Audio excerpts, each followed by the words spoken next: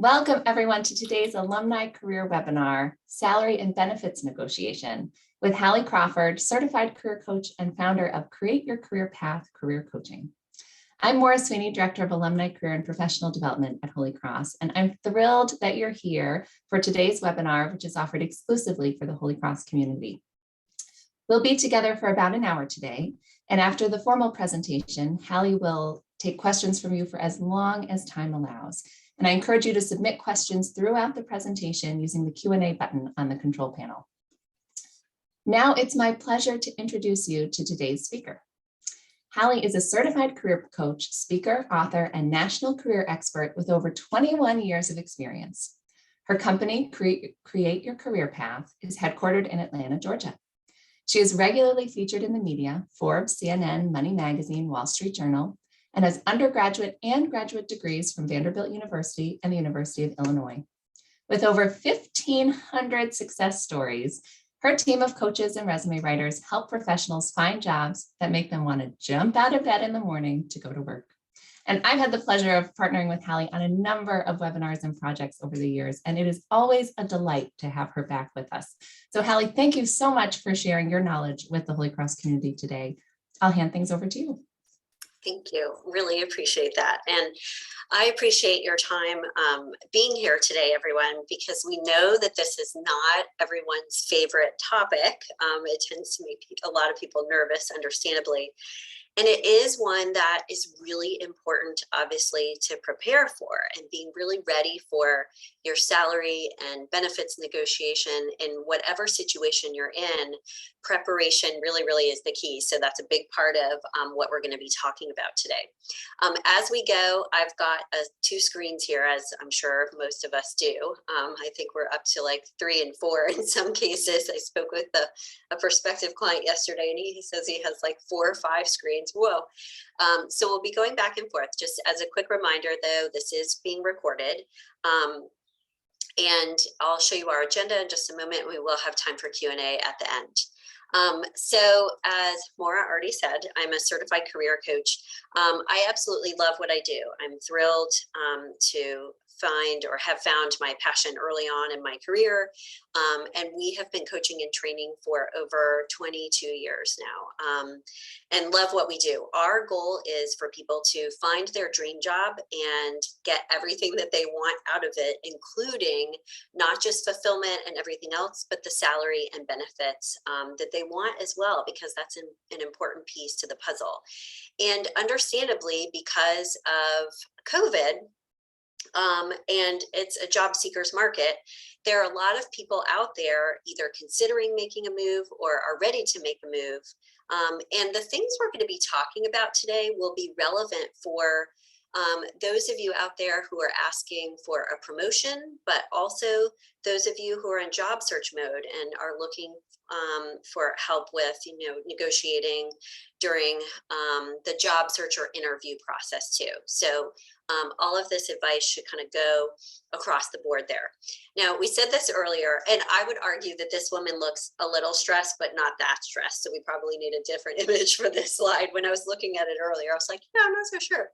So negotiation for salary and talking money is stressful for anybody, especially when it's in a professional setting. And some people are more comfortable with this than others, but there's lots of reasons why it can be stressful. And some of those are listed on the slide. So first of all, just please know that you're not alone. I would not say we've had, or I would say, I don't think we've had anyone in the past 22 years come to us and say, I love, negotiating for my new salary or whatever it is. We can get nervous about it. We can be unsure and kind of uncertain about how to ask and like what language and words we should be using to make the ask, for example. And some of us have this sense of imposter syndrome sometimes too, where we don't feel like we're able to fully own our accomplishments, and we sort of discount our experience and our success and everything else. So there's lots of reasons why it can be stressful.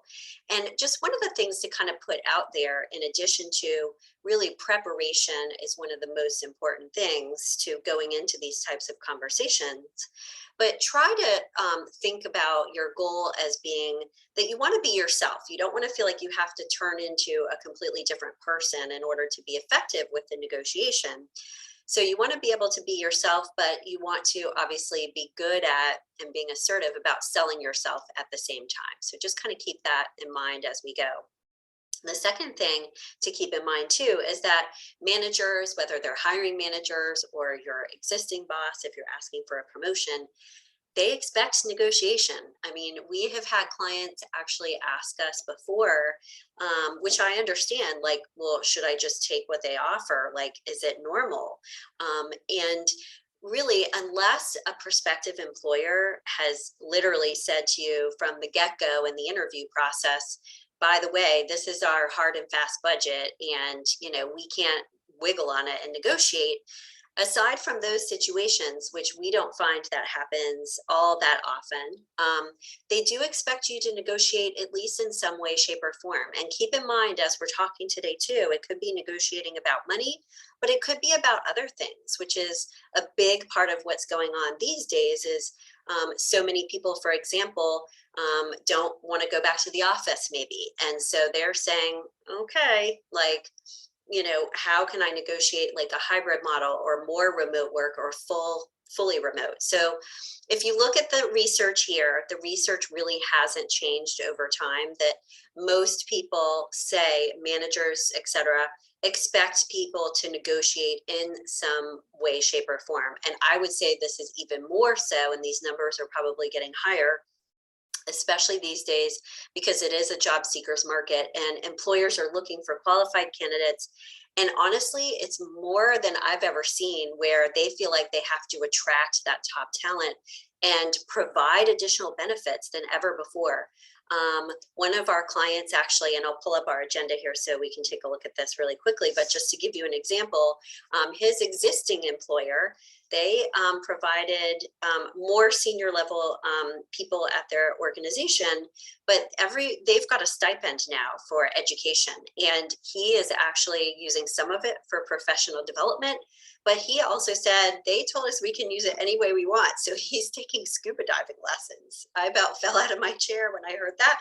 But the point is that you can ask for more, I think, than ever before. Okay, so don't be hesitant to ask, because if you don't ask, you won't get it. So here's our agenda for today.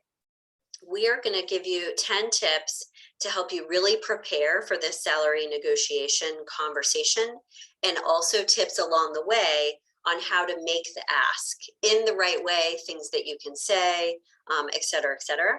We do want you to walk away with a couple of specific action steps that would be the most relevant for your particular situation. And we will do Q&A at the end.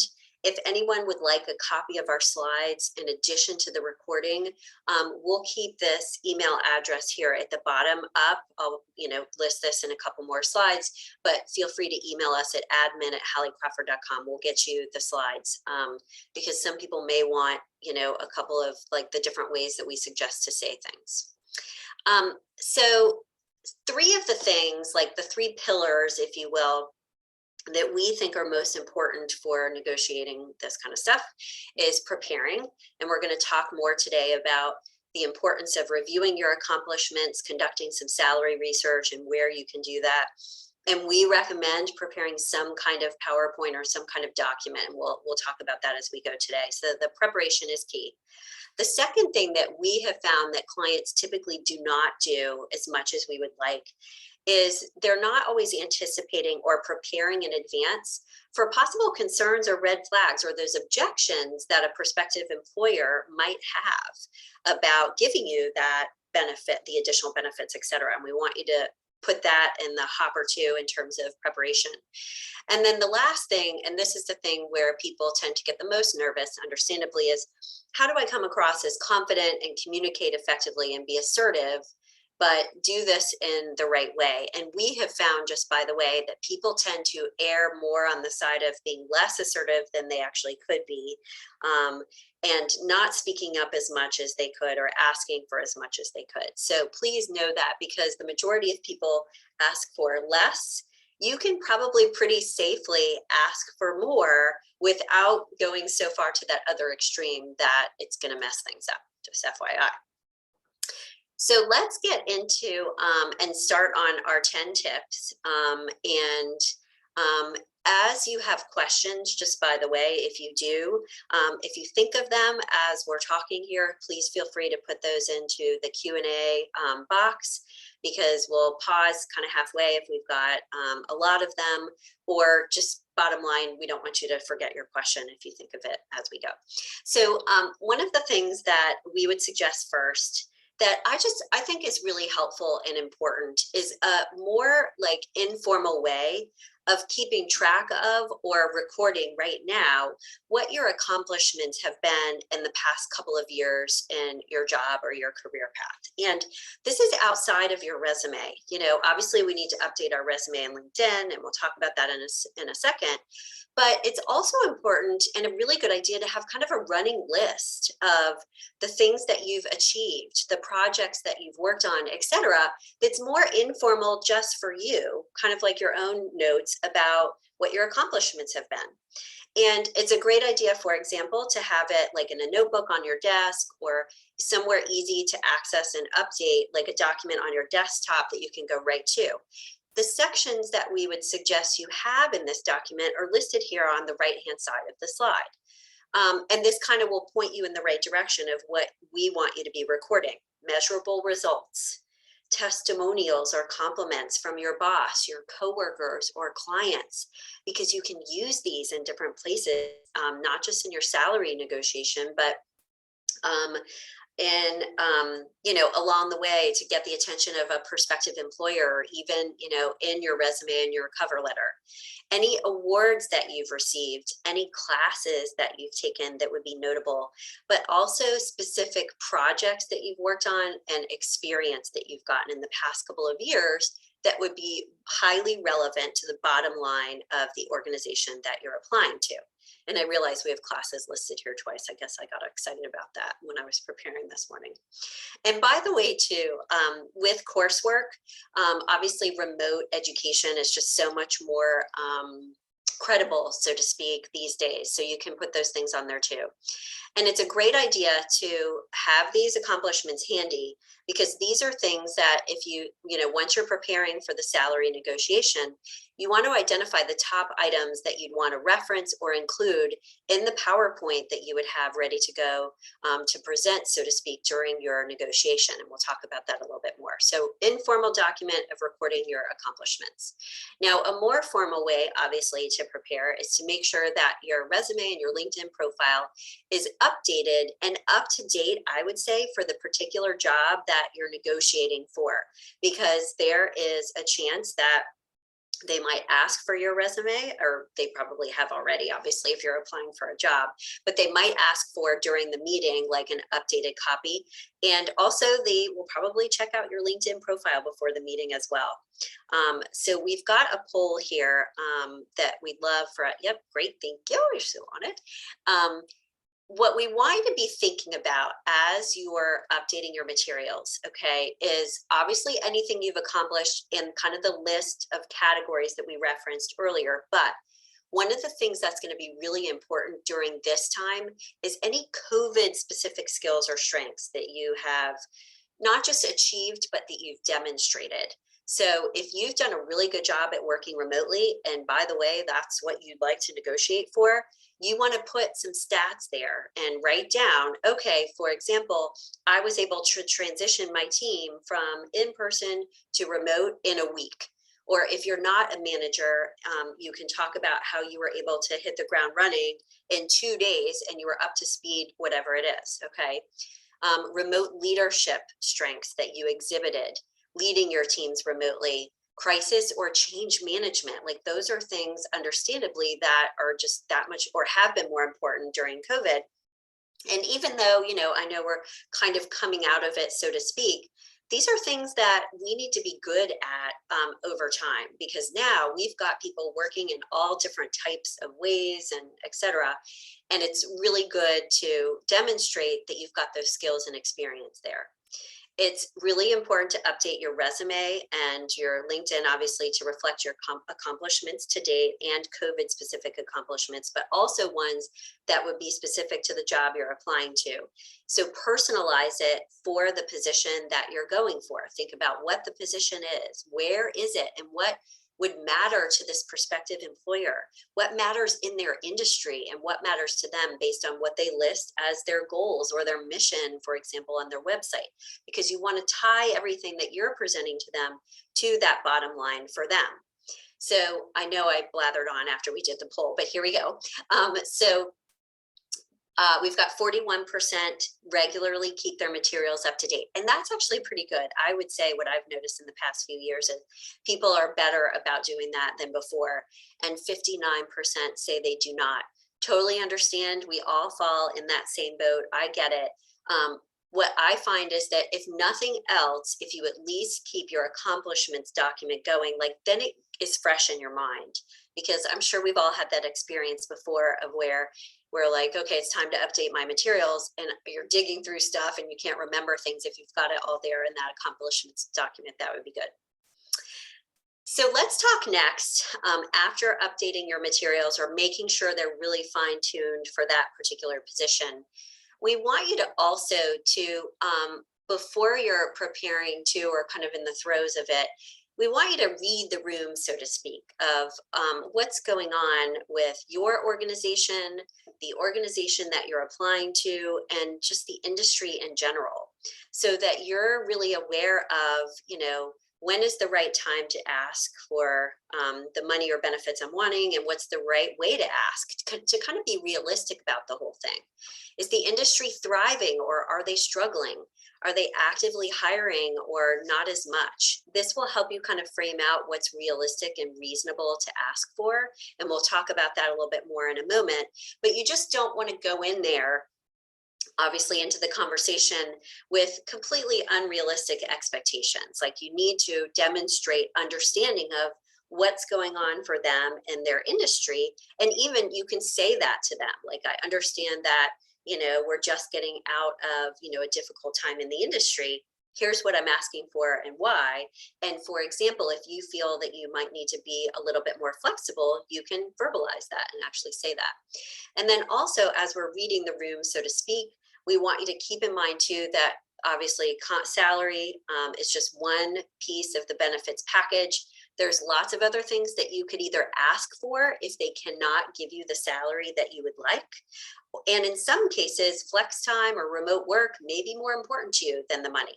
So a title change, a bonus, like there's different things. So instead of feeling like the negotiation is like black and white, it's this way or the highway, and it's this really tense kind of like either or thing, the goal is for it to be an open conversation where you are encouraging open, kind of direct dialogue with them by acting that way or setting the stage for that at the beginning, and also being creative and thinking outside the box about, look, if they can't give you exactly what you're looking for, there could be other things that you could ask for that would be just as meaningful to you. Or maybe, they can't give it to you now. You could ask when they could give it to you later on. So read the room, okay? Tip number 4 is to conduct salary research. This one is obvious, I know. But it's a really good idea, by the way, to research the standard salary or kind of the going rate for both your current position, because you need to have a sense of whether what you're being paid now is within the normal range, or if your company tends to over or underpay, because you got to be ready for that in the conversation. And then also the salary research for the desired position too.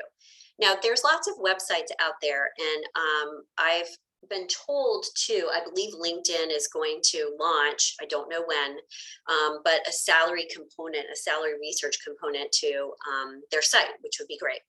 But websites like glassdoor.com, we like their salary research. There's PayScale and there's Indeed.com. So these are some salary research websites that you can use.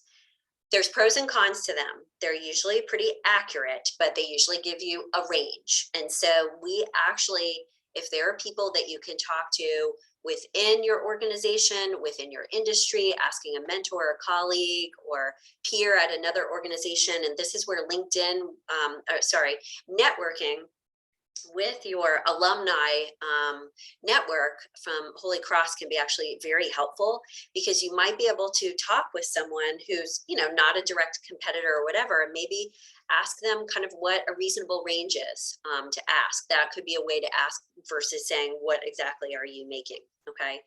It's a good idea if you're asking for a promotion, obviously, to find out what the company's policy is for raises, what's the normal percentage. And you want to, during the course of your conversations with the hiring manager, et cetera, to find out what kind of wiggle room they might have. What is the salary range for this position? Is there any flexibility there, et cetera? And we'll talk about that more as we go. But again, it's about asking direct questions so that you encourage that open kind of dialogue, if you will, so it feels less tense and like either or. When you're conducting your salary research, some of the things that after you've performed the research and you're kind of getting a flavor for what you could be going for, and as you're going through the interview process, if they haven't brought up the benefits package yet, let's say, and you're relatively far along in the process, you could start to bring that up. What's the benefits package offered here? Is there flexibility in what is budgeted for this position? A lot of times, if we're talking with a recruiter who's either internal or external to that position, this conversation can be a little bit easier sometimes because it's not the actual hiring manager, et cetera. But don't hesitate to ask these kinds of questions, because again, it's a reasonable thing to ask. And when you're being asked, and you want to be prepared for this question, when you're being asked what you make now, add up your total compensation, including benefits, like health insurance, et cetera, when they ask you what you're currently making. Now, if you're in the situation, for example, where you're worried that you're overcompensated where you are and you want to make that number a little bit smaller, you could not include the benefits, and you could just say, for example, in just salary, it's this. And if you're including all of your benefits, you can say all in, with all of my benefits at this. Okay. When we're thinking about remote work too, specifically, some of the things that you want to be thinking about as it relates to salary research, but I would say also in general, you want to make sure that if you're negotiating for working remotely, you want to let them know that you can be successful working remotely from previous experience and show the results, tangible results of what's happened during COVID. And as this second bullet point here on the right is, if, for example, working remotely is a higher priority for you, you might say, look, I'd be willing to take a, 2,000 less a year or 5 or whatever it is, if I could be able to work remotely. So again, just be creative about it. And I would be really clear on what your priorities are, because if you have a sense of what your target salary is, your ideal, and let's say you bump it up a little bit so you've got some padding and wiggle room for negotiation, you also want to know what your bottom line is, and how low it's okay for you to go if you got these other things. So we had a client, for example, who she was trying to negotiate for about 5,000 more in salary. They were only able to get to 2, and they said, that's as far as we can go. But she negotiated at that time for working remotely 1 day a week, and that worked out great. So again, thinking about your priorities is going to be really, really important. We'll keep going here just as a quick reminder. If you want the slides, that's the email address. But let's get to tip number 5. If my slides will advance. Here we go. Okay, so tip number 5. We've already been talking about this, so I won't spend a ton of time on this one, but remember to take other kind of perks into consideration. Would it be helpful for you if they helped pay off some of your student loans, for example, if that was a possibility? The remote work and flex time we've talked about already. In some cases, it could be stock options that you're asking for a little bit more in your retirement account.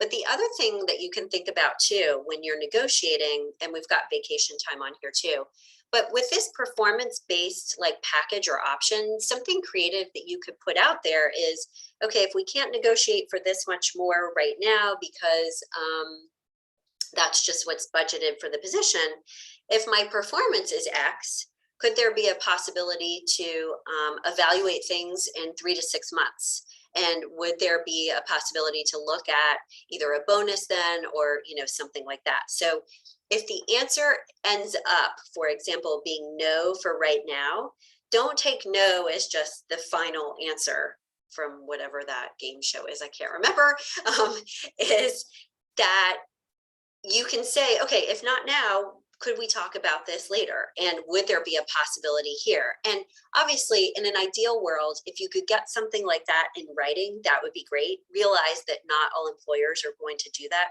But if you at least put it out there on the table, again, it gives you some negotiating options and gets that conversation going for possibly later on, if needed. Let's talk next about tip number 6, and this is about being confident. What I have found is that most people struggle with like the preparation and not preparing quite enough, and also this being confident thing, which is understandably very, very difficult. So we all know that our attitude is critical to our success in so many situations, because how we feel about things, we know when we go into a meeting and we feel confident and good, how much better that meeting goes, obviously, than when it doesn't. And the majority of our clients will tell us that they are their own greatest obstacle to achieving whatever their career goal is. So you're in good company, you're not alone. You really want to think too about, in terms of your preparation, what boosts your confidence? Is it writing an affirmation? Is it visualizing your success? We want you to spend this kind of time preparing in this way as well, because this is going to be a make or break for the things that you say, how you say them, if you're prepared or feel good about the things that they might throw kind of back at you. Okay.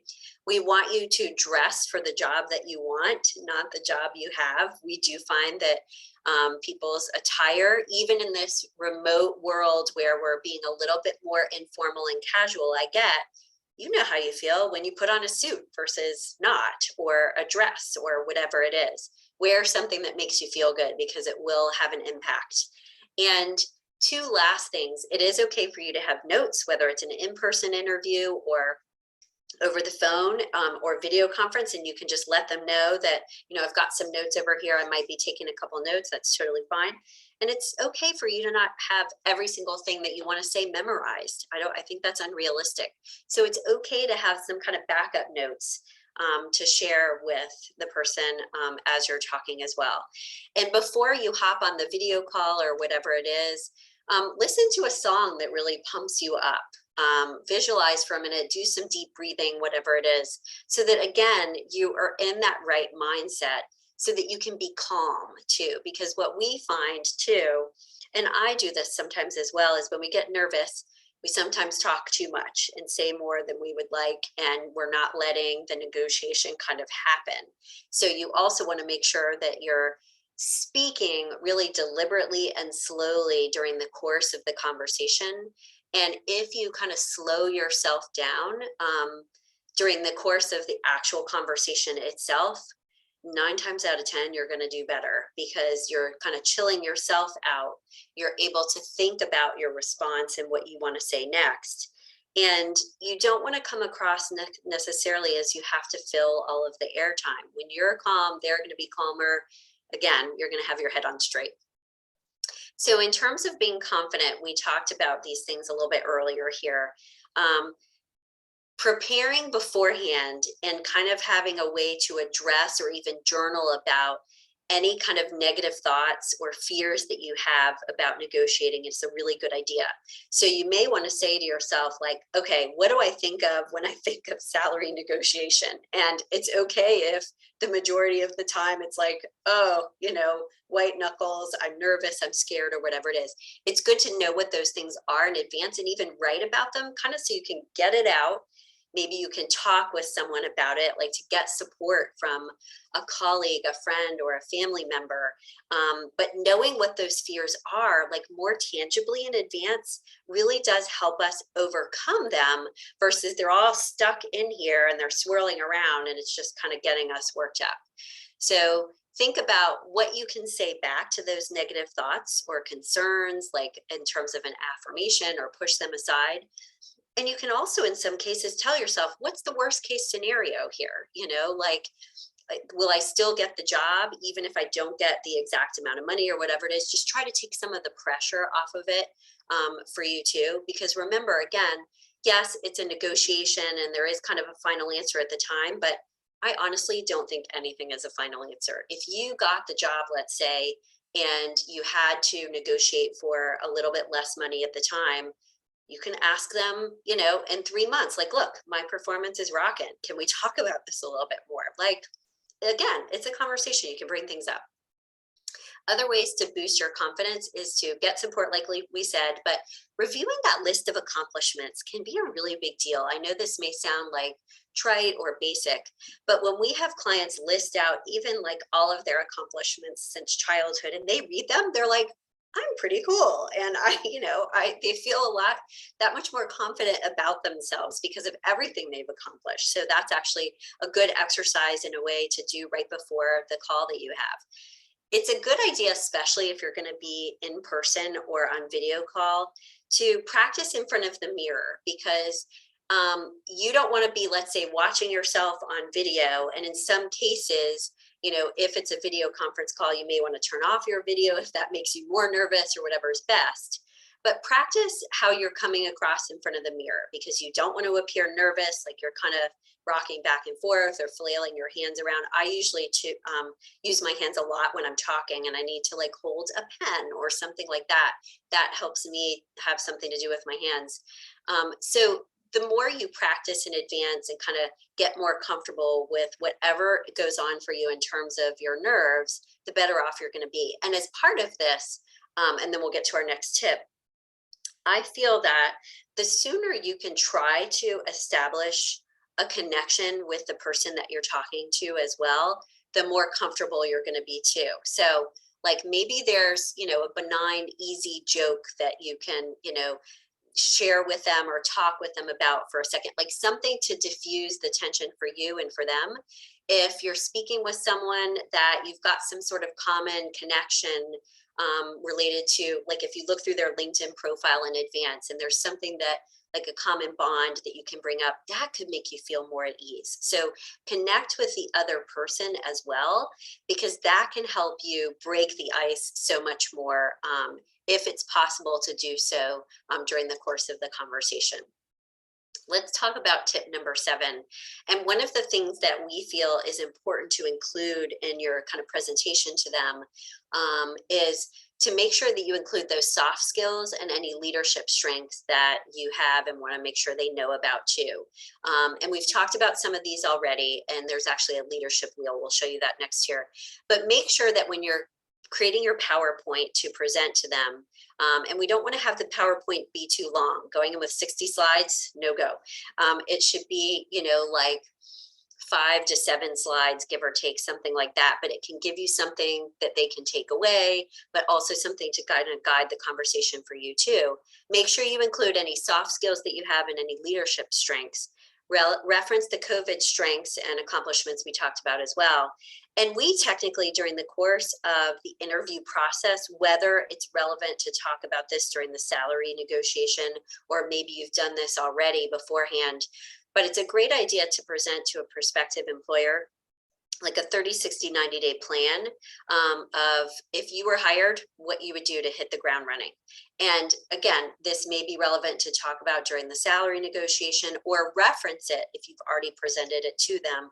But we really like our clients to do that during the course of an interview process, because it shows not just preparation, but it's a really great way to show the prospective employer how you think, what value you would provide, right out of the box. On this next slide is a leadership skills wheel that actually comes from Development Dimensions International. It's a highly regarded management consulting firm. And if you're struggling to think about what some of your tangible like leadership strengths are that you might want to reference, you can use this wheel to get to some ideas. You can rate yourself in each of the areas. You want to think obviously about what leadership strengths would be most relevant to the job you're applying for too. So for example, if the current organization or the prospective organization doesn't have a lot of diversity, let's say in terms of leading across generations, don't need to worry about that one. But rank yourself in each of these areas. This can just be kind of a quick and easy tool to help you be clear about what your top leadership strengths are that would be relevant, and use some of this language again in your conversation, but in your PowerPoint document too. Let's talk next about our 8th tip in preparing your presentation. Now, I'll say a couple of things about this. I don't think it absolutely has to be a PowerPoint presentation. If, let's say, you are not as savvy with PowerPoint, a little bit less comfortable with that, etc. But the bottom line is we do feel strongly that it's good to have something to present in some way, shape, or form, okay? It can depend on your style. It can depend on the industry or the organization you're applying to, et cetera. But some of the things you could include in your presentation or in your packet, so to speak, and your packet can be a hard copy that you even send to them before or after the conversation. It could be something that's just virtual. That's okay too. But you can include things obviously like your resume, the projects and results kind of one sheet that you show them what you've accomplished with some testimonials kind of to go along with the resume. Again, you want to show results-oriented evidence of accomplishments tied to the value that you can provide to them. Include numbers and results of your work. Make it as tangible as possible, as much as you possibly can. For certain industries or types of jobs, you may want to create a portfolio of your experience and skills. For example, if you're a graphic designer or marketing professional, here are some of the campaigns I worked on, and this was the specific result that occurred as a result of that campaign, and this is what I did to contribute to that result. It could be kudos from other people, like we said, certifications, classes, etc. We've actually had some clients, if they feel that their StrengthsFinder results would be useful and relevant to the job and really support their candidacy, they'll include some of their StrengthsFinder results in their kind of brag book, if you will, too. So different things that you can do. You don't want to overwhelm them. So you want to be kind of pick and choose what's going to be the most relevant, but it's a really good idea to have that supporting content, because then there's a little bit less pressure on you in a way too, because you've got like the numbers there that speak for your results as well. Let's talk about tip number 9, and this is being really clear on your ask. And we can go ahead and do our next poll here about performing salary research, which would be great. So as we said already, keep in mind what you want to ask for, whether it's a title change, et cetera, et cetera. Be clear on the ask. And you want to prepare for the ask and what you're actually going to say closer to the end of the conversation. You can say different things, like based on my performance this past year, if it's going to be a promotion or a raise, or my qualifications, I'm asking for X amount. Or you can give them a range and say, I'm asking for between X and X. And we usually say to clients, you can give them between like a $2,000 and a $5,000 range, give or take. 10 is going to be too big, so you want to keep it kind of within reason here. But you can usually, like, literally use this language. I'm asking for this range. Is that within your range? And then when you're talking about this and make the ask, be quiet, because this is where people get nervous and they start to talk and fill in the gaps, and then you don't get an answer from them necessarily. So wait for them to respond. Be calm during this. If they haven't, for example, mentioned the salary range during the course of the interviews yet, and you're getting a little bit further along in the course of the interview process, you can go ahead and ask, can we talk about benefits for a few minutes? Could you give me a range of what is possible for this position? And you want to include your salary research with your ask. Now, I don't know that I would go in and say, like, I'm asking for this, and here are the 10 reasons why. Like, I would ask for it and just kind of be quiet for a second, let the numbers that you've already shared and your qualifications speak for themselves. And then if you have to start negotiating and they're hesitant about things, this is where you can bring in the research that I've conducted, and what I know so far from what I can tell is this, this, and this. So this is part of why I'm asking. So you want to have that research prepared, but you also don't want to necessarily right out of the box, like shove it down their throat. It's usually something that is good to have kind of as a backup as the conversation progresses. All right, so we're curious about this next poll here, and I know I talked a little during that, but okay, good. So more people have conducted this salary research. With this too, we've been finding the numbers are going up. There's more resources out there. People are getting more prepared with this. So that's good. I like that. So 65% said yes, 33 no. Okay, so tip number 10. This is something that we said at the beginning, too many people don't prepare for, and this is what can catch them off guard. Practice dealing with what we would call the red flags in advance of the conversation. What red flags mean are any concerns or objections they would have to giving you the money that you want. It's a good idea to weave these into your presentation, but also be prepared if they bring up these objections to be ready to go with saying, I understand that, and here are my thoughts on why it should be this, okay? So to address their concerns, it could be lots of different things. Transferable skills and experience you have. If you don't have exactly what they're looking for, here's what's relevant. Here's why I feel confident I can perform these tasks because I've done it. Over here, it's just in a slightly different way. It could be if you don't know their software system and it's something you need to learn. You could take a class to kind of get up to speed on it, or you could provide the testimonials for how well you've picked up new software in the past, and you can reference that there. So if you can, in a subtle yet direct way, I guess is the best way to say it, address their concerns along the way versus waiting for it to all build up and then they blurt it and it's like, oh no. Think about what they might be concerned about in advance, weave that into your presentation, and then you can follow up on that during the course of the conversation if needed. If you have a concern about that you look overqualified, or there's, you're concerned about ageism or something like that, and demanding too high of a salary, and this can kind of go both ways, I think, but you can use language to let them know that you are open to discussing and negotiating the salary.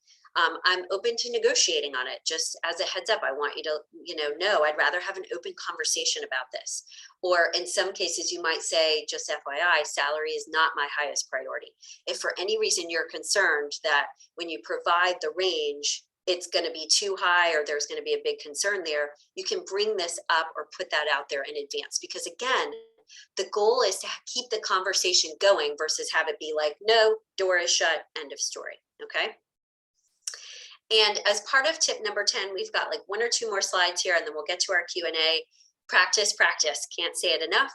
Practice it with friends, family members, career coach, mentor. We'd love to know how many people in our last poll for today, if you have someone who supports you with your career goals. Because if you don't, even if it's just, a supportive friend, that's fantastic. But having someone in your corner, we tend to get nervous about this kind of stuff. And sometimes when we get nervous, we go inward and we don't reach out to other people. And the more you can talk with other people about your fears, etc., the more advice you're going to get, and it'll take away some of its power. So get feedback from whomever you can on your nonverbal communication, on the presentation itself that you're providing, how confident you're seeming when you have this conversation, and what your tone is like too, because the more you can do that, the better off you'll be. And it's practicing it in advance so that by the time you have the conversation, you've already had it 5 other times and you feel a lot better about it than you did before. So we'll do this last poll here, and actually I'll move to the next slide here so we can take a look at it as we go. So we've got 40% who say they do, which is a good number. I'm glad that many people actually do have someone, and 60% saying they do not. For those of you who don't, please start to work on that. It could be just someone informally, formal or informal, but getting that advice is good. And for those of you who do, practice it with as many people as possible, because you'll feel better about it. Couple of things that I don't want to generalize too much about women, but I can speak to this from personal experience. These things go across the board here, that you want to avoid minimizing expressions like, well, I think that I deserve this, or I only am sure about this, this, and this. Like, just make sure that your verbal communication is strong, assertive, etc. And sometimes we find that women tend to ask for not as much as they could. We sometimes avoid it a little bit more, get a little bit more nervous about it. Again, this is a generalization. It's not across the board necessarily. And women, though, tend to, like, when they read a job description, they can tend to be a little bit more like, oh, I'm not qualified for these things. Whereas men typically will say, oh, I'll figure that stuff out. Like, I might not be exactly qualified, but I can figure it out and make it happen. So for women specifically, we want you to work on that confidence piece and being like, hey, I'll work it out. Make sure your nonverbals and your verbal communication is really, really strong. Okay. So as we get to Q&A here, I see that we've got some good stuff going, which is great. And I'll start to address that in a second here.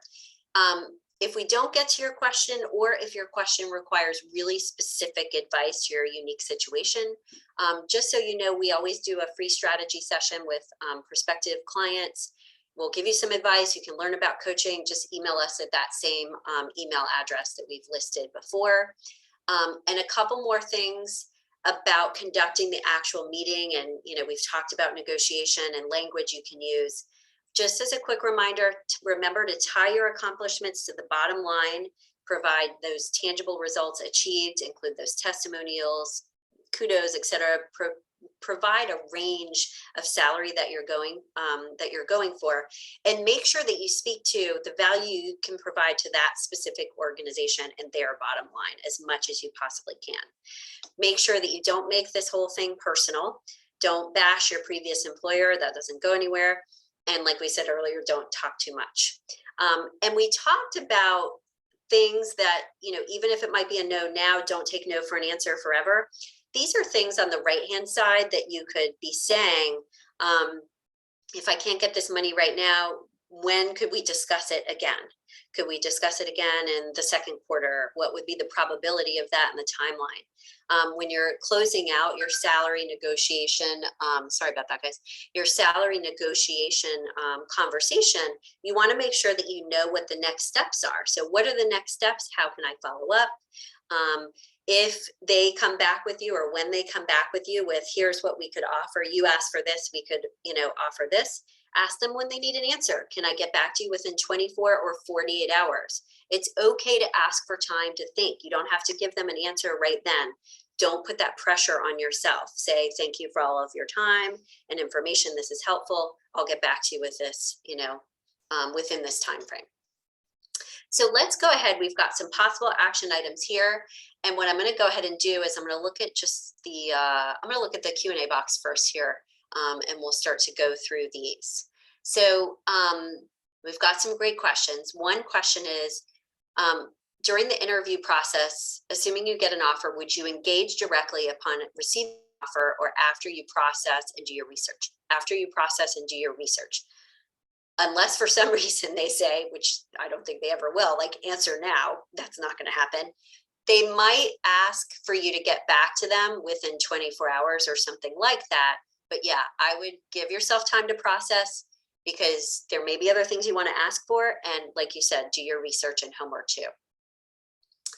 Another question is, should you answer directly when asked what you're currently making? This is a great question. Are there downsides to being too honest? Is it okay to redirect and not say what you are making, but instead what you're asking for? This is kind of tough, right?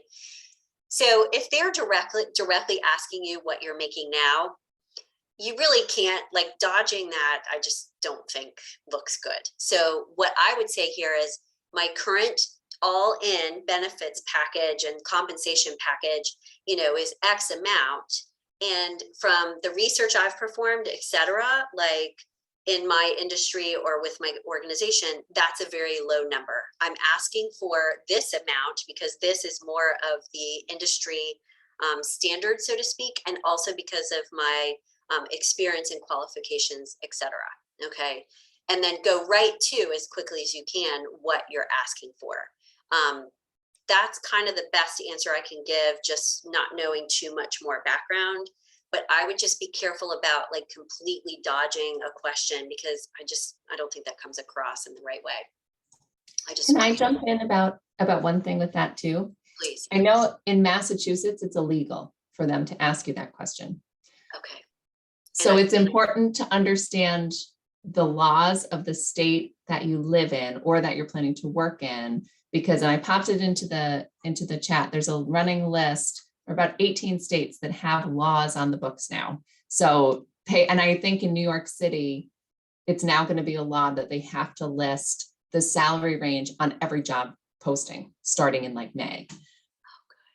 So there is, I agree with you, Hallie. If they ask you and it's not a law, it is kind of hard to avoid it, but thankfully the law is on your side. And that's kind of awkward too. But you can say, oh, and so that, if they ask you when they really shouldn't, I think you can, I guess that would be a good question if we workshop that quickly. What would be your first reaction? I know, right? Because that's what I was thinking too. Like, some people are not going to pay attention to the law or, whatever. And if they ask, I think it would be hard to say, well, that's illegal. So, you shouldn't be asking me that. I might say something like, I'm not sure if that's something that I absolutely have to answer based on, the laws there. And you can soften it, like say, I'm not really sure. Here's what I would be going for. So you can dodge and kind of hedge that way and say, here's what I would be going for. And then see how they react. Because again, too, it's a little bit, it's back and forth. And if they react and they're like, well, we really need to know because of this, this, and this. And you're like, okay, fine. Again, it's a back and forth conversation. But if it is illegal, I think you can dodge it and you can just say something kind of soft like that. Over time, once these laws are more formally enforced, and as we get, like you were saying, with if states are going to start publishing the salary ranges more and forced to, that's going to make all of this kind of easier over time. But it is a good question, because just saying, well, that's illegal, no, I'm not going to answer, that's not so great either. Going to be, it's tough. Thank you. Yeah, no problem. And thanks for that research. That's really, really helpful. The next question, what if your employer has an evolving and informal structure on end of year evaluation process and race? No kidding. I've heard this so many times. Like, I don't know the last time I had a performance review or if it was really one or not. I would try to be proactive about it if I were you, because they're not doing it, like, you want to make the ask and you would like to be fairly compensated. So even if they don't have that, I would push them for it and say, hey, boss, so-and-so, could we have a quick conversation about my performance, whether it's a formal review or not, because I would like to chat with you about it, if nothing else, to make sure that, I'm going for where I need to. And then as part of that conversation, depending on how it goes, you could say, could we talk in another conversation either now or later about my benefits and that kind of thing too. So I would push for it, because just because they don't do it, I don't think that's, you can't let that hinder your career progression. Any additional tips for still being able to maintain a social relationship with your hiring manager? I think this makes the conversation easier, and the simple kind of quick response to this could be something like, you have your little chit chat conversation, whatever, and you can say, okay, we got to put our business hat on here for a minute. Can we talk about the numbers and talk turkey? So just kind of shift from the social into the business a little bit more. And I think that can be a great way to maintain the relationship, because just because you have a social relationship with them doesn't mean that you shouldn't be fairly compensated. That's not how it works. And how do you respond to HR saying that wouldn't be fair to the people in the current role? Yeah, that's a great question. I probably would need to maybe know a little bit more context there to kind of work through that with you. So if you could set up a quick time to talk with me, that would be great. But I might say something like, we talk a little bit more about that? And, if when I'm asking, wouldn't be fair, what would be fair? Are there things that we can discuss that would be fair? And Are there things that, we could talk about, kind of raising the bar a little bit to a certain extent for everybody? I mean, I don't like that one as much as the what would be fair. So, but that's just off the cuff. Okay. We need to start wrapping up here, I think. Oh, who wants to be a millionaire? I love that somebody said that. That's my game show. Okay, good. And I think I said this earlier, but if anyone has other questions that we either didn't get to today or questions later on, I'm happy to answer via email. Just feel free to email us. Who wants to be a millionaire is cracking me up. That is fantastic. Yes, thank you, Hallie. And I know this is a topic, we were joking at the beginning that we thought, oh, we could talk about this all day long because there are so many different nuances and every situation is a little bit different. And so depending on the situation, everything's always going to be a little bit different. There's no one hard and fast, but I appreciate the top 10 that you gave us because you've given us some really good specifics, but they're broad enough that we can adapt them and apply them to a lot of different situations, knowing that the number one thing is for us to do our research. Yeah, and be flexible and just have the conversation. Keep it going. Awesome. Well, thank you so much for joining us today. I really, really do appreciate every time I get to partner with you. For those of you who have joined us, it's fabulous to have you here. You'll see a survey that pops up at the end of this webinar. Please give us feedback. Please tell us what else you want to hear about. That's how I get ideas for great speakers like Hallie. You can have email me if you have any questions here in the alumni office. I'm at msweeney@holycross.edu. And I'll send out a recording once this is up on YouTube. So again, have a wonderful afternoon, everyone. Hallie, it's an absolute pleasure. Thank you so much. Me as well. I feel the same way. Take care, everyone. Bye-bye. Have a great day.